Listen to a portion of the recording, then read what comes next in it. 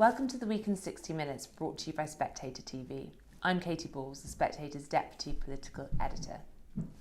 On this week's show, we'll hear from a former Prime Minister, a WHO Envoy, and a star roster of Spectator columnists. Dr. David Nabarro will be joining from Geneva to tell us his thoughts on the government's pandemic response. Tony Abbott, the former Prime Minister of Australia, joins from Sydney to weigh in on the new UK-Australia trade deal.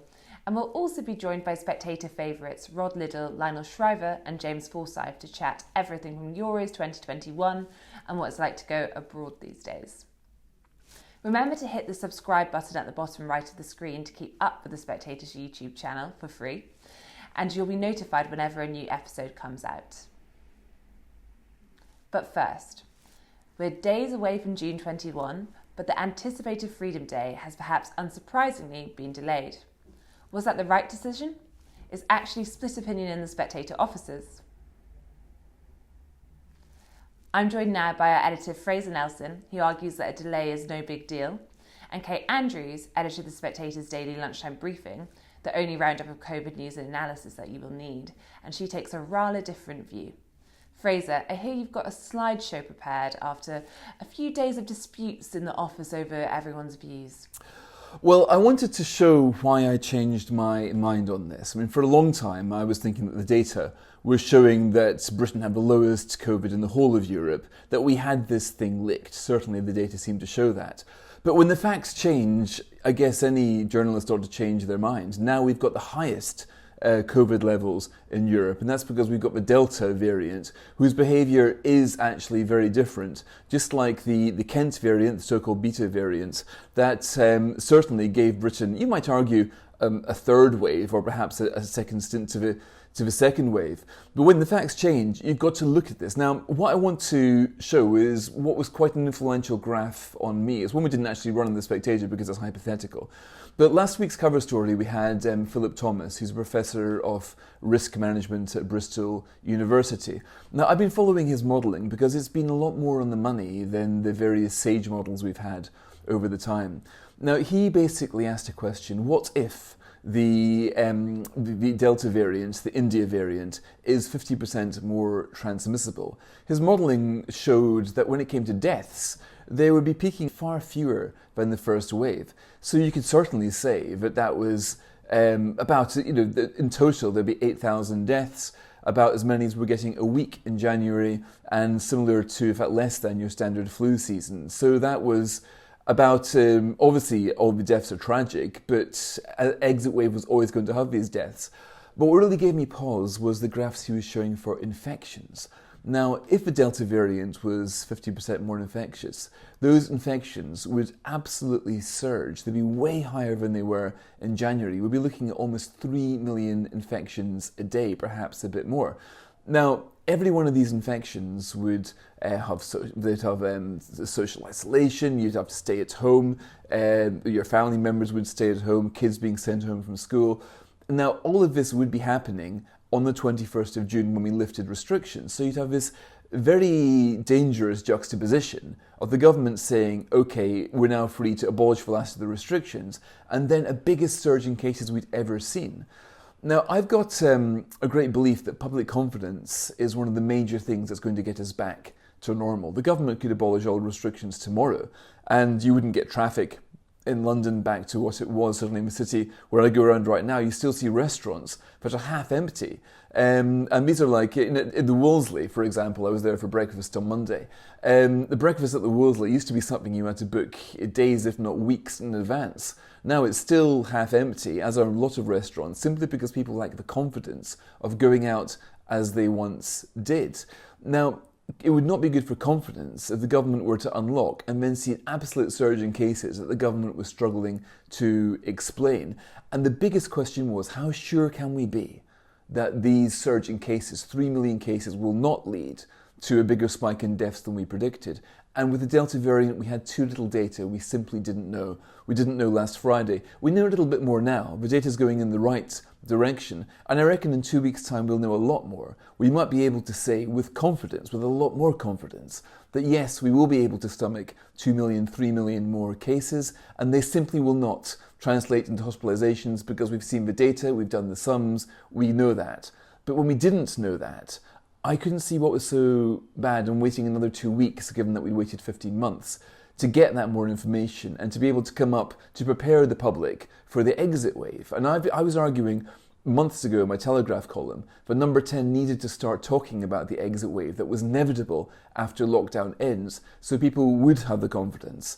And that's still my position now. I still think this wait, hopefully it will just be a 2-week wait, will give us time to see how the information is going, how the data is going, and will give us more confidence to withdraw and end the rest of the restrictions. Kate, do you think the trade-offs are worth it? That bit of extra caution, which means obviously not everything returns to normal, and we can debate how much really has returned to normal. Ultimately, that is a trade-off worth making. So I don't think we should assume it's going to be 2 weeks. I know Fraser was in support of a 2-week delay, but the Prime Minister made very clear in his press conference that it's most likely going to be 4, and he wouldn't rule out a further delay. Do I think it's worth it is almost the wrong question. What I've been asking throughout this entire crisis, and I think was really the basis of where we disagreed on the podcast last Friday, which went out on Saturday, is whether or not we can trust the government to be completely honest with us at the data we're looking at. If you want to make the case for caution, if you want to say we just want to be absolutely sure that link between infections and then hospitalizations and sadly deaths is broken, and that way we can be completely confident when we reopen in a few more weeks that we can lift every single restriction, that social distancing can go, that masks can go, and we can be free again, I can see the case for it. The problem is that never once has the government given us the criteria that they're looking at and the thresholds that they are deciding in Whitehall as to when the data is safe to reopen. And it isn't just about this reopening. This was true in lockdowns last year. It was true of the tier system. Areas like Leicester knew that once they went into the tier system, they basically never came out. They've never been transparent about the data. And the press conference actually made me quite nervous. I mean, I really hope that we are now going to open up in 5 weeks' time on this new date, but they still won't tell us what the threshold needs to be. They said where they hope they'll be, with 2/3 of the adult population double vaxxed and with people over the age of 18 all having their first dose, but they didn't say that was enough. They didn't say it was the criteria.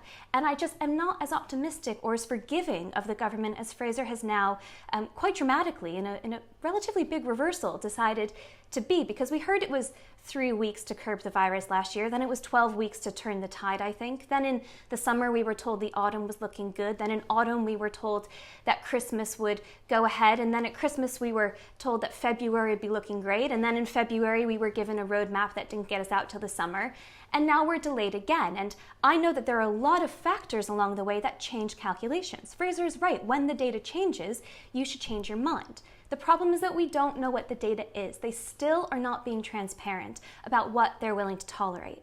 And I think those graphs that Fraser showed are really very interesting, because we know that reopening society completely is going to lead to a big surge in cases. There's no way it won't. And so if the government said we are focused on hospitalization and death, we just want a bit more data, to that graph that Fraser showed where deaths hopefully don't come anywhere near the peaks as they did in April or January, I understand that argument. That makes sense to me. But Fraser said he was spooked by the cases, and I think the government is spooked by the cases too.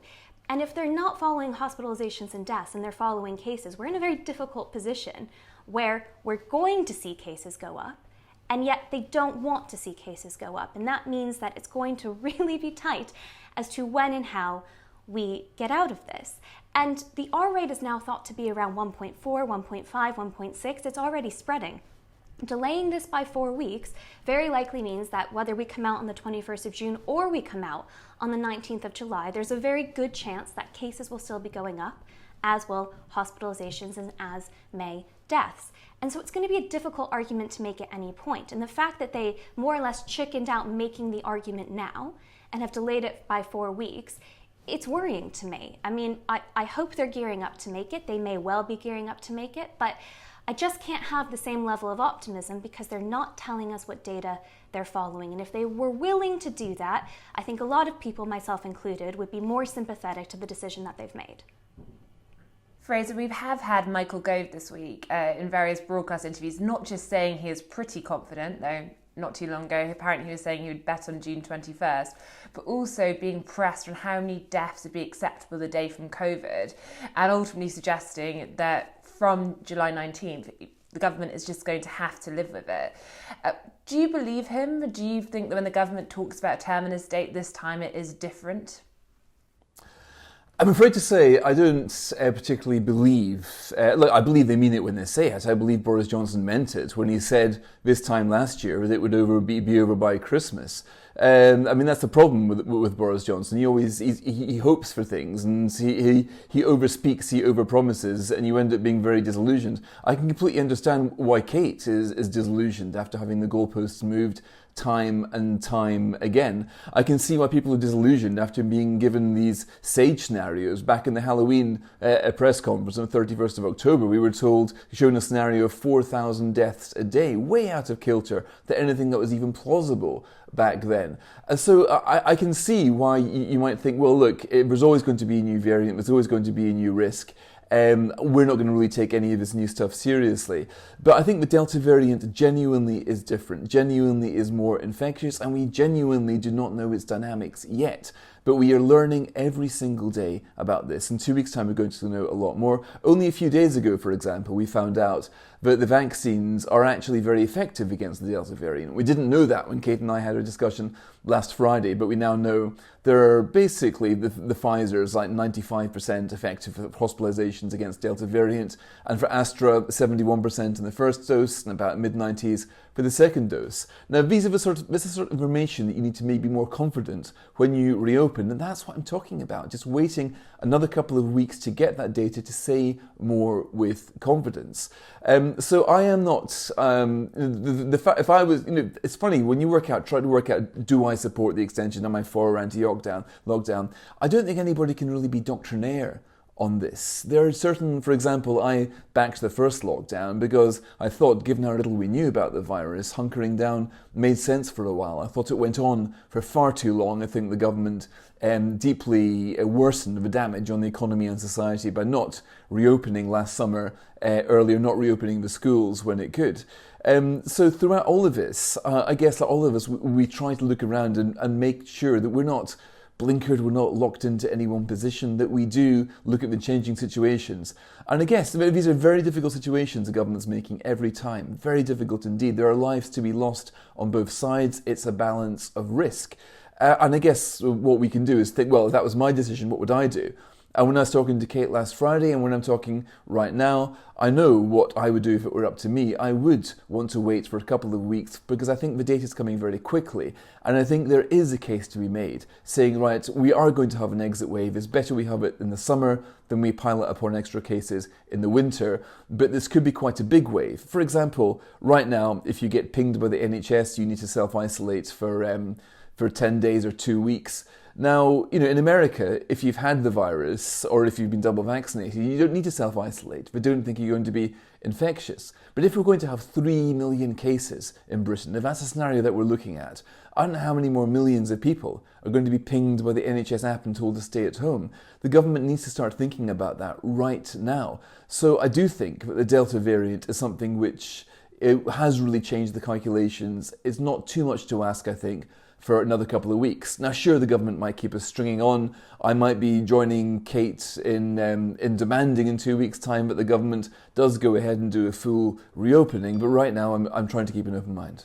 Fraser, just on that, there are documents out, that have been leaked, Cabinet Office documents, which are saying that after July 19th, some measures will stay, and one the government is really considering is the fact that self-isolating, being pinged will stay, and there's a chance that the double vaccinated may be able to get off that if they do a test a day. But that doesn't really sound like freedom, or is that, in your view, a sensible health precaution going forward? I think that's difficult, and normally I'm dead against anything that comes into a system of immunoprivilege, anything which would segregate or divide Britain based on their immunological status. But on a practical basis, if a scenario we're looking at is millions of people being pinged all the time, then I do think there is logic behind the NHS, which after all has got records of everybody who's been vaccinated, everybody who's been told they've got COVID. Or the NHS could think, we're not going to ask you to self-isolate if you've had COVID or if you've had the double jab, because we don't realistically think that you're going to spread it to anybody else. Now, this is a very complicated question. I can see the arguments on both sides here. I would rather it wasn't raised at all. But if the Delta variant is anything like as infectious as we think, and by the way, those figures might still be wrong, it might be nothing like as infectious as we currently fear, but if we are looking at millions of new cases, we're looking at millions of new people being pinged. Already you can see it happening in schools all the time right now. It's getting back to what it was in the build-up to January. So I do think you need to be strategic about, are we really going to have several million people self-isolating, even if there's no reason for believing that there stand any risk of transferring the virus to others? Kate? So I brought with me a few of the Spectator's recent magazines for the sake of the leaders that were published in them. This is from the 5th of June. The title on the website was "The Vaccines Are a Game Changer, COVID is Losing Its Sting," and loads in here about how cases shouldn't be what we're following. I think my favorite was in our May 22nd edition, "Why Britain Must Unlock on the 21st of June," because I think it's important to realize how quickly this debate has shifted within the Spectator itself. I didn't think I had to bring our many, many, many articles and leaders and comment pieces on vaccine passports or on immunoprivilege, something that we have been starchly against. And this change in rhetoric, Fraser, and the fear that you're putting forward makes me so concerned about what we're actually going to get back. Because even as we talk about reopening on the 19th of July, we are not talking about real life still. I mean, I deeply hope that every business is able to reopen. I hope that we get rid of limits on gatherings so family reunions can get back together, my friends can have their weddings, and people can live their lives again. But the Prime Minister, in his press conference, was hinting that there may still be restrictions in place. As Katie says, we're seeing leaked documents about working from home guidance, about masks. We know that travel isn't going to go back to normal probably for years. We still don't know on the 19th of July what will happen with social distancing, because in a very untransparent manner, opaque manner I should say, they took it out of the roadmap. So we're still having to fight on the grounds of actually getting freedom back. Now we're having to fight on the grounds that maybe we should be able to have more than 6 people in our home. And now I'm hearing that there might be a case for immunoprivilege. I mean, this is how liberty dies. This is how it fails. We don't have anybody in government, or very few, shout out to the MPs that are, making the case for these things. We cannot buckle here. And everyone is taking this very, very seriously. I too have been in support of the first lockdown and the third lockdown because the NHS cannot be overwhelmed. But we've moved so far past making the case for caution and making the case for science and vaccines. Do they break the link between infections, hospitalizations, and deaths? Now moving into, well, it might be a bit practical to take away some liberties. We should be questioning the system itself. If we have gotten COVID under control, then let's talk about scaling back all of those restrictions that are still on our lives. What are the appropriate ones? If you have COVID, stay home, absolutely. But is it sensible for anybody, if they are pinged, to be legally forced to do X, Y, or Z? Let's at least have the debate. I think people with far greater scientific knowledge than us can have that debate. But the fact that we are moving so far away from it means that the debate isn't going to happen at all. And I suppose I just find that very, very sad, because people of all ages, from all backgrounds, have given up so much of their lives now, so much, to protect their loved ones and strangers, people they've never met before, because it was the right thing to do. But now the primary goal should be to give that all back to them, and frankly more, especially for young people who are not at severe risk of getting very sick or dying from this virus, to actually deal with some of those intergenerational inequalities that they've been dealing with for so long. And now we're talking about immunoprivilege and, whether or not people are still going to be forced to do all kinds of things on so-called Freedom Day. I mean, if we don't make the case, Fraser, who will? Fraser. Oh, we are making the case all the time, but the thing is we're not doing this saying like come what may. I mean, right now, to take for example back in May, when of course I at the time was very much wanting the 21st of June to be the day where we end all restrictions, there was nothing on the horizon back then to think that we were going to get another wave in cases far bigger than the second wave. When something like that changes, if it's plausible, then I do think you need to just change your mind when the facts change. If this is what rational people do. What facts are they following? What facts are they following? They won't tell us. They didn't tell us in the press conference, and they won't tell us now. The facts which you're following is quite simply this, that until we can be sure, and again, we're talking about 2 weeks. This is not, I completely agree, Kate. Everything you say about all the sacrifice people have made about the disruption to society, about the disruption to the economy. And I think it will probably take us about 2 or 3 years to really calculate all the harm that's been done by these restrictions, which are absolutely not being calculated or made clear by the government. But after 15 months here, if we're talking about another 2 weeks, to be able to say to the public that yes, we're going to unlock now, yes, we are ready for there to be 2-3 million more infections, and we are confident that they're not going to disrupt because first of all we've got the vaccine data to show it works with a new data variant. We've got that now. We didn't have it last week because we've got the figures showing that this does not convert to hospitalizations. We don't have that data now. We probably will have it in 1 or 2 weeks. We'll be in such a good position to restore the confidence, and it's the confidence that we need to start to repair the damage to society in the country. If the government could tomorrow flick a switch and say all restrictions are off, it would still take people a long time. Have a look at the opinion polls. They're saying that most people want the restrictions to be extended. Now, this might seem crazy to people who are on the more liberal side of the argument, but that goes to show that confidence is the nut to crack here. Governments cannot legislate to make people think that there isn't a risk out there anymore. And if we are going to exit into a massive third wave, a scenario that absolutely nobody envisaged in the middle of May because we had no idea about the Delta variant, then you do need to, put it this way, to wait for 2 more weeks to get more facts, to be certain, to give people that confidence. I don't think it's too much to ask. I don't think it's a big reversal. I don't think it's a betrayal of any values. It's simply common sense. And that's been, I think, the Spectator's position all along. Fraser, just finally, I wanted to ask, do you think there's a generational element to all this too? Because ultimately, I suppose, stage 3 of the roadmap, which allows indoor dining, drinks like the one you recently had with Douglas Murray in the pub, and some outdoor socialising, probably isn't that dissimilar to what I suppose someone who already, has their family, lives in a house, as compared to, I suppose, what a young person wants to do, which is probably closer to stage 4, not just talking about nightclubs here, but I suppose just the freedom of choice to meet new people and things without having to go through all the steps you currently have to do. Well, on that point, you could certainly say, like, touche on my personal point of view. I'm not somebody who bothers the bouncers of London nightclubs too frequently at normal times. But then again, I am a parent of kids who have been having to self-isolate and having their education deprived of them. I think all of us feel this in certain ways. But again, like in saying that, I think there is logic in the government's case for waiting another couple of weeks to think about this more carefully.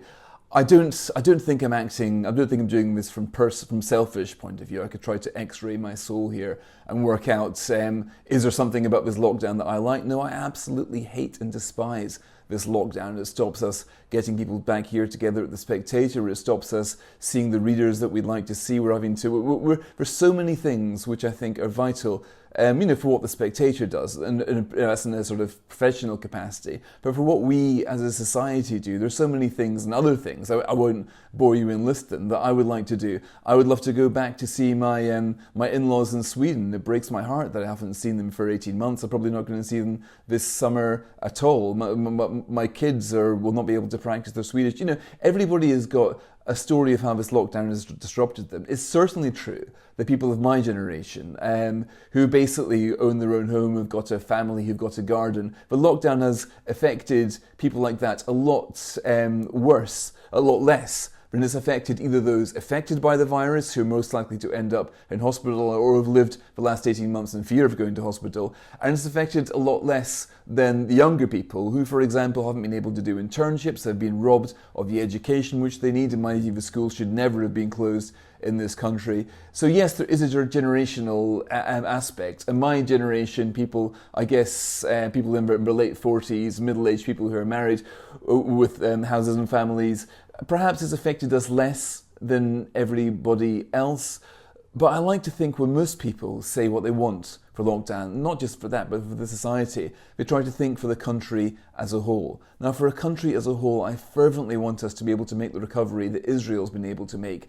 But Israel's been able to make that with confidence. And I don't think that until the government can assure people that there's nothing to fear from the Delta variant, we're not going to have that confidence. That's what I want. I don't think it can be done by a policy switch. I do think it can be done by another 2 weeks of data. I just simply, in short, do think it's worth that short wait.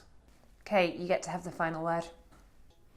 Well, Fraser's completely right that life is a lot better now than it was back in February.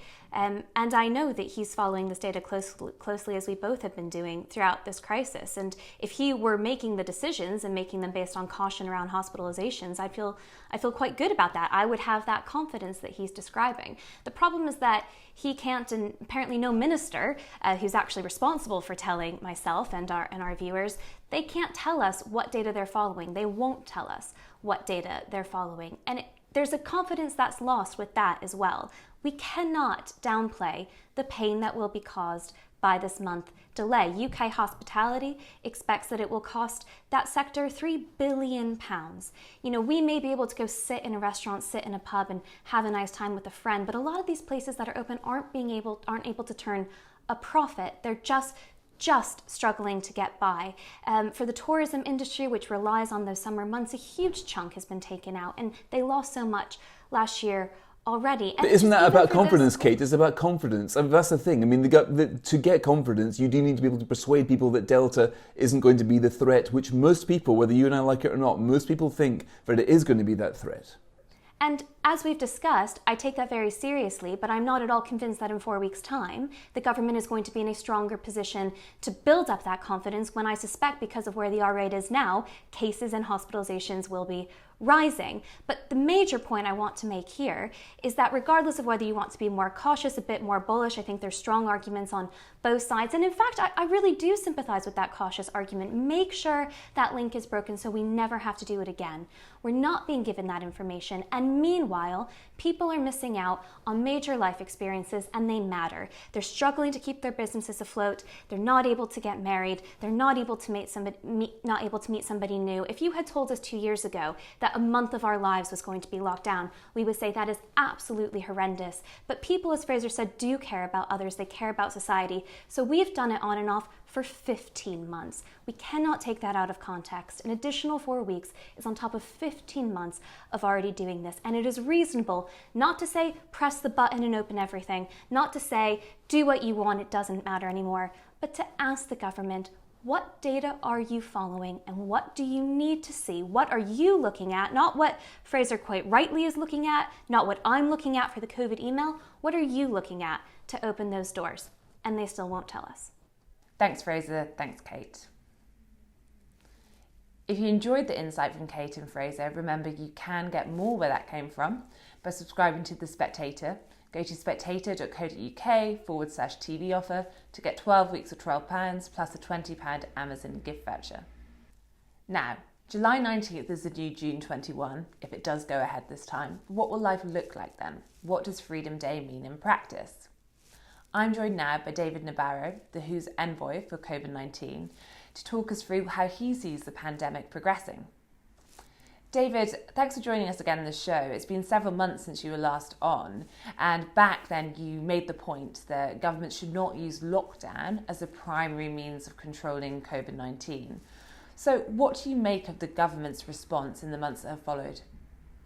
Well, I think the UK has had some very big challenges to deal with at the beginning of the year, and now has managed to really get to a much better place. But I want to make one point only, and that is that we do need to find a way to stop lurching from what some people call freedom to lockdown, because that's not going to be the right pattern for the future as societies work out how to live with the virus. I have noticed that in quite a lot of countries now, there is an increasing emphasis on the detection mechanism at local level. And I would add the detection and response mechanism at local level, because there's going to be spikes of disease that crop up from time to time in many different locations across our world.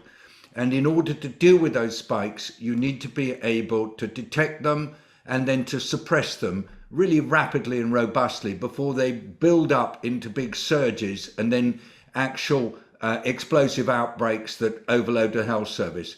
Early detection of and response to spikes, in particular those that might be due to variants, is the absolute requirement from now on. I haven't heard enough about this in public pronouncements from several Western European countries. I'd like to ask them to give more emphasis to that basic public health presence, because that's the key of getting business restarted and working well in future. It's interesting that you talk about almost the how we go from freedom to lockdown, and perhaps there's some space in the middle. And we've seen it just now with this 4-week delay. Again, people are talking about Freedom Day, but yet we're seeing government documents that have been leaked about the various things that might have to remain in place. So self-isolation periods, face masks, potentially a push for some social distancing. Other than that, so what do you think, I suppose, the new normal looks like? Thank you, Katie, for stressing that this is going to be a new situation, the living with COVID.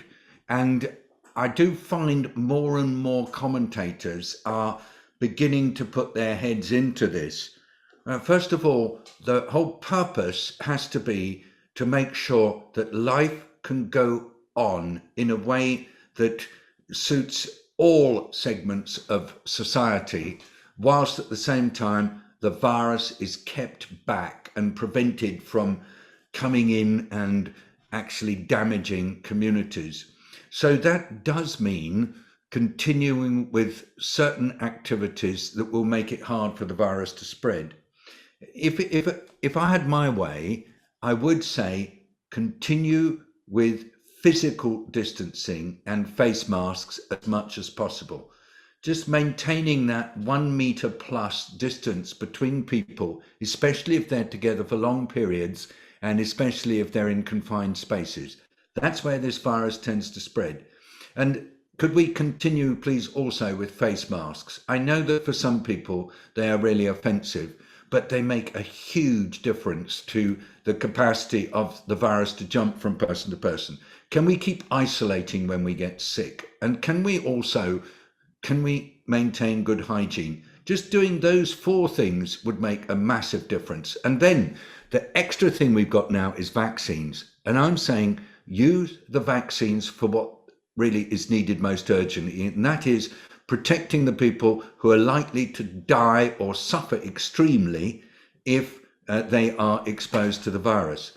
Everybody who's got diabetes or heart disease or other similar illnesses, particularly if they're older, in above 45 or 50, really ought to be vaccinated, but everywhere in the world, not just in the rich countries, because those are the people who are most likely to die.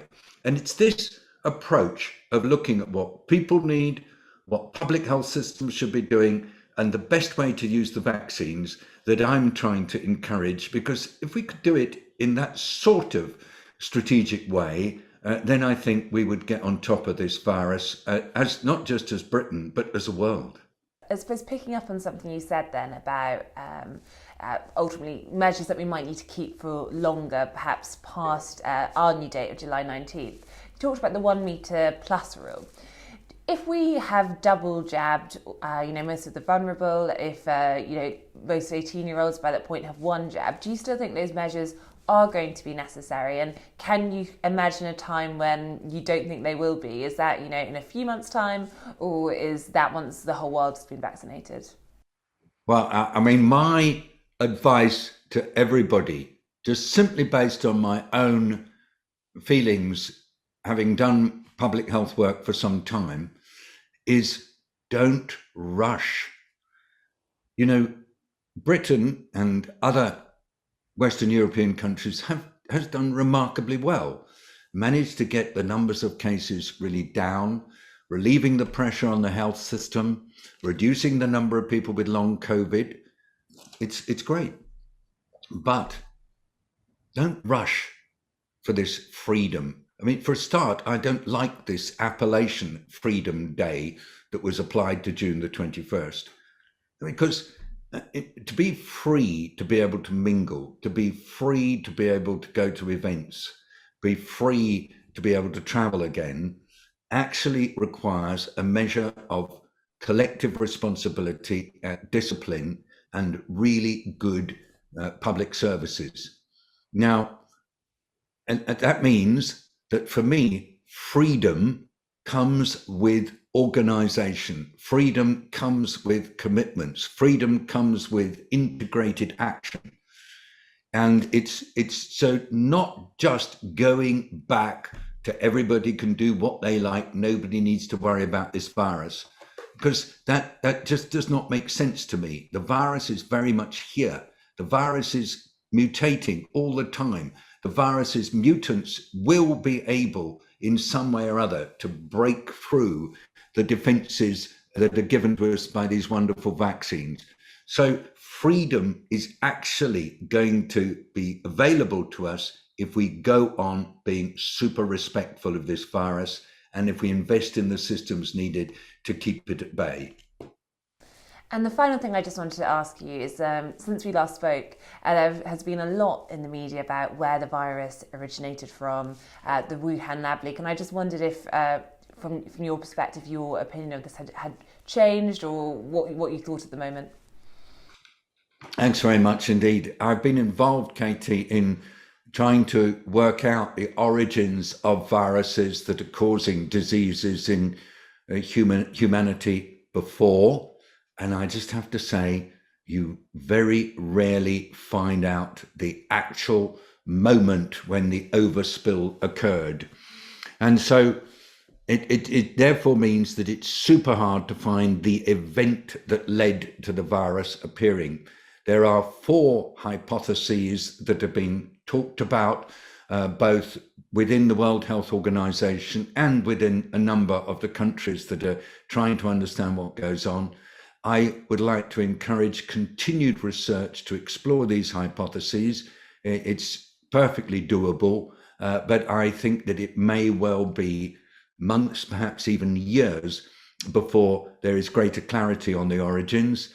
I do want us to know where it came from, because we don't want this kind of thing to happen again, but I'm just simply recognizing that it may take some time. So no shift in my own thinking, but just a request to everybody to try to take the heat out of it, because working out origins is a tough job in the best of circumstances. But if there's a lot of suspicion, then it makes it much, much harder.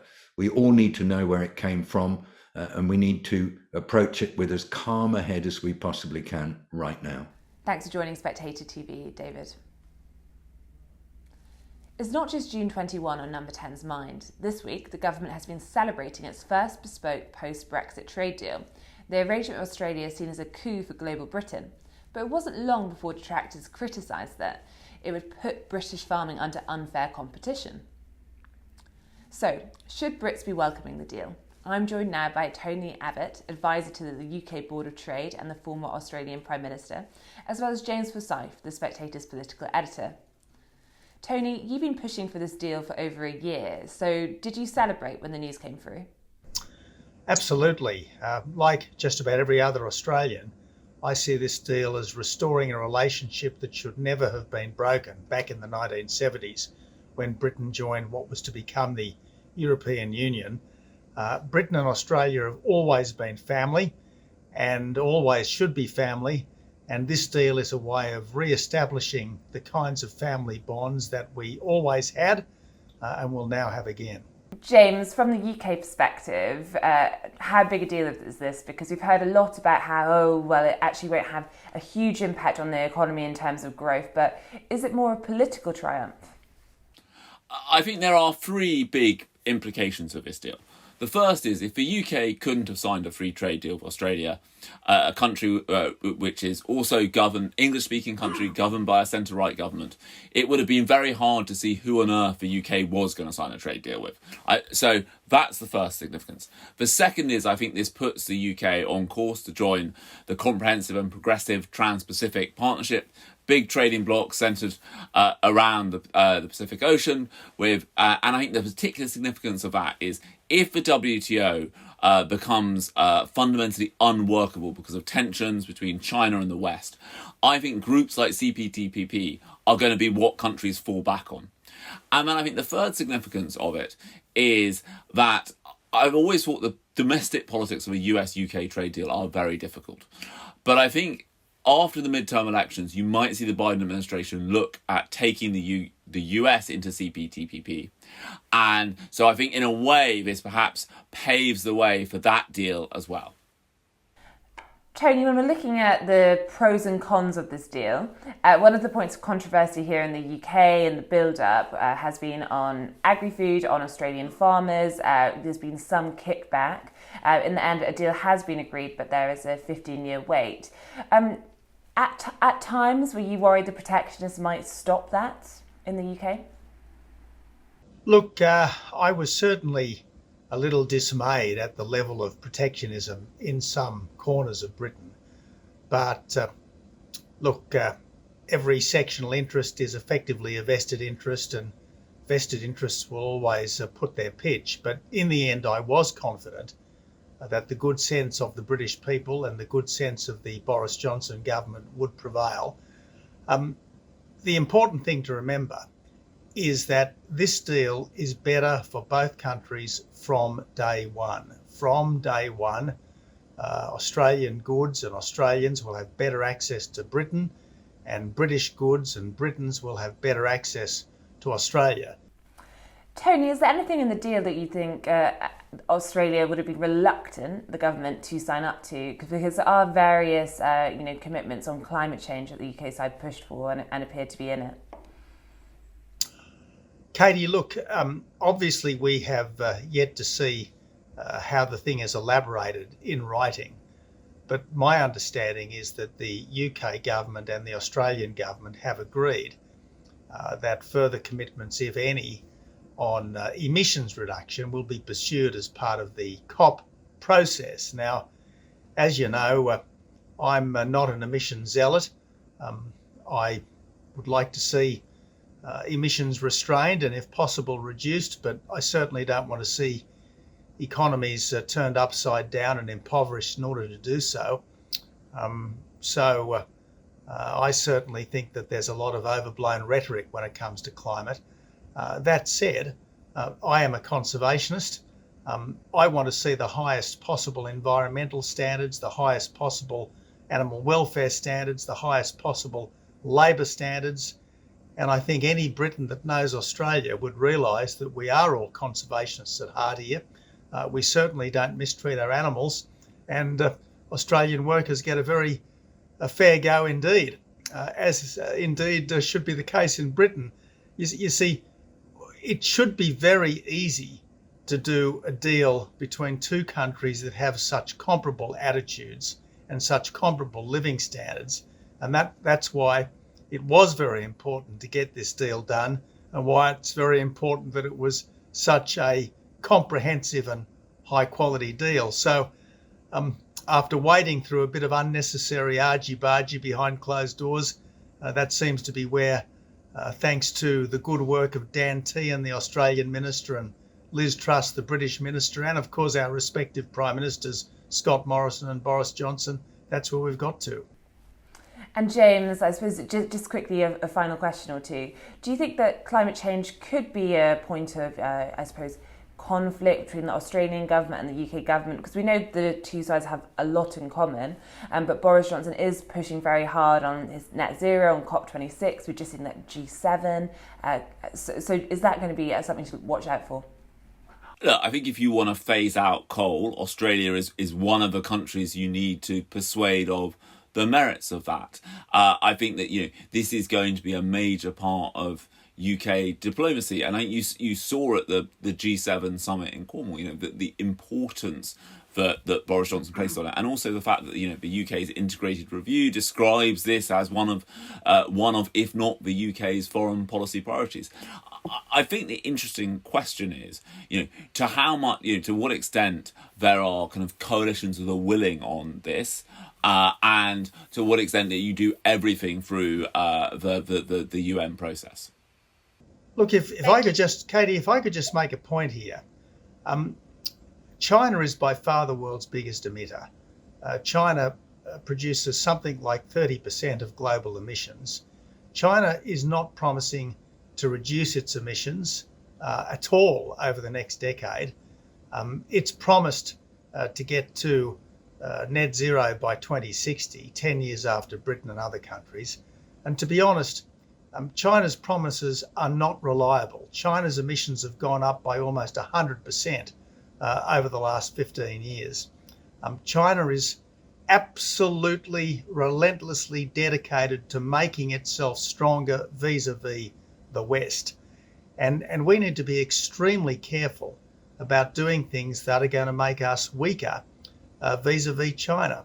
And look, we all want to reduce emissions, but to be absolutely blunt with you, there are far more important geopolitical questions at issue today. And the last thing that any of us should be doing is making ourselves economically weaker, because in the end, military strength is a function of economic strength, is making ourselves economically weaker in ways which are not going to materially impact on climate because of the massive increase in emissions out of China. James, the UK government, Boris Johnson, has been talking about China with Scott Morrison on his visit here. So do you think that Boris Johnson, his view reflects a little bit of what Tony's been saying or not when it comes to that approach and that balancing act? I think there is a China aspect to this trade deal. If you look at ever since Australia called for an independent WHO investigation into the origins of coronavirus, China has been trying to use its economic relationship with Australia to put pressure on Canberra. You've had tariffs slapped on Australian goods, bureaucratic obstacles put in the face of Australian exports. And I think if in those circumstances the UK had not been able to negotiate a trade deal with Australia, then I think it would have weakened Western solidarity against China. I also think there's a very important demonstration here because New Zealand has been very, very cautious about criticising China. It doesn't want to go through what Australia has gone through. Indeed, the New Zealanders suggested that the answer to the Australia-China problem is for Australia to show more respect to Beijing. But I think there is a hope. There is a reason to hope here that if you can say to New Zealand, look, you have got yourself into this position of dependency on China, which is frankly unhealthy. There are alternative trading options available. I think that would be a good thing. I think that Australia has woken up to the dangers created by the fact that an economic relationship with China will try and use that to influence your foreign policy. And I think we have to hope that New Zealand will realise the dangers of this too. And just very briefly, and Katie, the other point that needs to be made is that a lot of countries are climate hypocrites, frankly. Australia is often criticised because we don't want to sign up instantly to some commitment 30 years hence. But if you actually look at what we have achieved, our emissions are down almost 15% since 2005. Canada, which is a climate darling, its emissions are down just 1%. And New Zealand, which likewise likes to parade its climate virtue, its emissions are down only 4%. So look at what countries do, not at what they promise to do. And when it comes to actually getting things done, Australia is pretty damn good. James, do you think the UK government can learn from Australia on climate change? I think there is an interesting question about I think ambitious targets do serve a purpose in that they force politicians to confront hard choices that they might otherwise avoid. But I think that these targets don't work if countries don't meet them. And the other thing that has to be considered is the cost of meeting these targets. Now, it's all very well for politicians to say, look, in 30 years' time, we'll do this.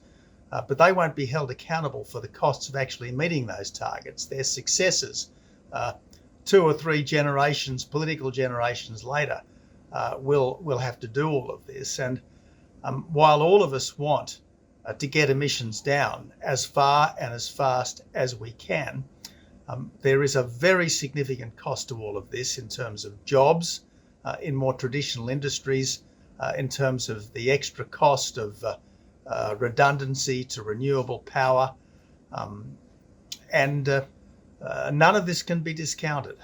Tony and James, thank you very much. Remember, you can subscribe to The Spectator for just £12 if you go to spectator.co.uk/TV offer, and you'll get 12 weeks of digital and print access along with a £20 Amazon voucher. Next, if you've had enough of COVID and politics, thank God there's the football. Spectator columnist Rod Liddle has been watching the Euros 2021 and blogging daily for The Spectator on Coffee House with his observations, who he's cheering for and which commentators get on his nerves. Rod, welcome back to Spectator TV. So talk us through your highlights so far. Wales, without question, I think they've been a revelation. And there's a misapprehension about Wales as well, which is basically that they're plucky underdogs, and one hopes that they do well, but one doesn't hold out very much expectation for them. As it happens, they're one of the more talented teams in the tournament. They've got people. There's Danny James, for example, Gareth Bale, we all know about, Aaron Ramsey, but also, they're able to bring on from the bench a player of the worth of David Brooks of Bournemouth, an absolutely brilliant young player. There's a lot of skill there, and they hammered the Turks. You wouldn't have known it to listen to the commentary because poor Robbie Savage was having a fit. He was very, very nervous. But in fact, the Turks never came anywhere near them. It was a thoroughly deserved victory. And they've got a good draw against a very good Swiss team. And they're through to the next round. So it's terrific. Absolutely wonderful. Really enjoyed it. And they played with great verve and panache. And once upon a time, you reported to IPSA for your comments on Wales. So are you changing your opinion of it through football? No, I adore Wales, and I used to live there. It's where I began my career. It's only there are 9 people in Wales who have had an operation to remove their sense of humour from inside their brains and replace it with crunched up Doritos. The joke I made about Wales was that it wasn't a very funny joke, was that the language seemed to have too few vowels. How you can report that to the police it's beyond me, but that's another issue. The vast majority of Welsh people are fine. Now, in terms of lowlights in the tournament, who is not impressing you? Who do you think? Which teams do you think look like they are, not in the right place right now? Well, the fun about this tournament for me is I'm a lot older than you, and if you'd asked me in 1989, you'd be watching the European Championships, and you'll be watching a game between Ukraine and North Macedonia. I would have said, who? Where? Ukraine? Does the Soviet Union know about this? Does Yugoslavia know about this? The number of countries in Europe has kind of doubled since, I grew up with football. And I find it fascinating to see how they've developed as countries, which is partly what the diary is about. It's more about history and politics than it is about football, but also how they've developed politically in a football sense as well. Who hasn't impressed me? I'm delighted to say every year I do a list of countries I loathe. I've had to put it back this year for various reasons. And Turkey's always in the top 3. And I'm absolutely delighted to say that Turkey have been hopeless in every possible respect in the tournament so far. Thuggish, belligerent and useless. So I've been delighted to see that. Other sides, The Czechs are better than I'd expected them to be, and we won't find it easy playing them. I was delighted to see the Scots easily defeated, but live with the terror that this will come back to haunt me tomorrow afternoon, tomorrow evening, and that they'll beat us, because they will, as the commentators keep saying, turn up to the game, which seems to be an important thing. That all the commentators seem to think it's very important that teams turn up. It's a remarkable idea, isn't it? That this football expertise, the most important thing, you must turn up. Rod Liddle, thank you for joining us. And finally, want to fly abroad this year? Don't even bother. Between the lateral flow test and the PCR test, the mask guidance and the mountain of paperwork, flying is pretty impractical these days. Spectator columnist Lionel Shriver has managed to make it to New York, but wrote about the hellish experience in this week's issue. She joins me now. Lionel, in your column this week, you said that you've been surprised as you suddenly found yourself agreeing with Theresa May. What's going on there? I actually agree with her for once. And, it was a relief because I've been so mean about her. I've screamed so many things at the TV when she's speaking, and it was simply delightful to hear her talking such common sense. She's very concerned about the aviation industry and the importance of a viable one in an island nation. She has a sensible attitude toward COVID. She takes the government seriously when it says that we need to learn to live with COVID because it's not ever going to get back down to zero again. And if we keep secretly pursuing a zero COVID strategy, we will never be able to travel abroad again. And is that really the kind of life we want? And I second that. We do down airplanes all the time because of concern over climate change, and I thought it was important we finally stick up for them. I believe that especially international air travel is one of the most marvelous things about being alive today, and I don't want to see it go away. Now, you're joining us from New York. Can you talk us through what your experience is like flying at the moment? Because a lot of people have been put off it entirely, but it's fair to say there are a lot more hurdles than before. Well, they're right to be put off it. And furthermore, the experience of flying right now out of the country, especially out of the UK, is a political one. In fact, my biggest problem is that I become a danger to myself because this whole situation enrages me so much that I'm likely to get myself into trouble. We all know you have to get a test before flying. I could live with that if they took the results seriously. Okay, fine, I booked my lateral flow test with some difficulty because these things are never simple. Anything online is horribly complicated. But I managed with a great deal of self-congratulations. And I went to the wrong testing center first, and then we practically ran to the one on the 5th floor at Terminal 2 to make sure we got to our 4:10 appointment. The experience was one of relative efficiency given the inefficiency of the entire business. But if you believe that the tests are accurate, and therefore you have an entire load of passengers who are not infected with COVID-19, why do we have to wear masks? And that's even assuming that they work, which of course they don't. So that pantomime is exasperating. And that's one of the reasons that air rage incidents, especially in the United States, are going through the roof. And in my column, I called attention to an incident that went viral last month in which a poor flight attendant was not only bloodied, but lost 2 teeth.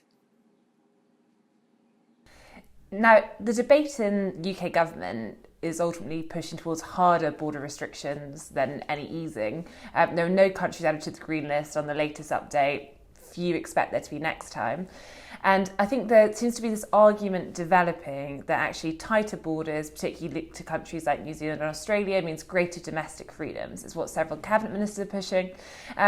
Do you think perhaps they do have a point, and maybe travelling is just something that is nice? That's what some would say, but ultimately domestic freedoms are going to count first. Okay, that's a very peculiar definition of domestic freedom. Not, freedom not to be able to leave your own country. That is more reminiscent of Eastern Europe before the fall of the Iron Curtain. It's one of the things that we used to feel sorry for them about, more than anything, that they weren't allowed to leave their own country. So I don't call that freedom. And furthermore, just as if we believe the tests work, we shouldn't have to wear masks on airplanes. If we believe the vaccines work, we should be able to fly wherever we want and come back home and not lock the door behind us for 10 days. I mean, the UK has not given the vaccinated any more freedom, any more rights than the unvaccinated. That is demotivating to get vaccinated, but most of all, it casts doubt on whether the government really has faith in its signature program. I mean, we go to all this trouble and expense to vaccinate increasingly the better part of the adult population, and yet, we're still cowering in fear and can't go anywhere. There is no excuse for making me take a test at all to get on the plane. There is no excuse for making me quarantine when I get home. And there's no excuse for making me get these expensive PCR tests when I arrive back in London. I am double vaccinated. I got my second jab 6 weeks ago. I'm as safe as houses. I'm as safe as it's going to get. And if I'm not safe, then we're in this hell forever. Now, finally, I just wanted to mention your new book, Should We Say or Should We Go, which talks about confronting death. And we have a piece in this week's magazine by A.N. Wilson, which looks at perhaps how our attitudes towards mortality has changed in the past year and a half of the pandemic. Do you think that people are now, I suppose, more focused, or you could say sensitive about death? So the idea of death has become something that should be eradicated rather than something that perhaps we just have to accept? Well, I think the whole COVID period has heightened awareness of aging and mortality. And maybe in the wrong direction. It's made people more fearful, more risk averse. And I wish it were working the other direction.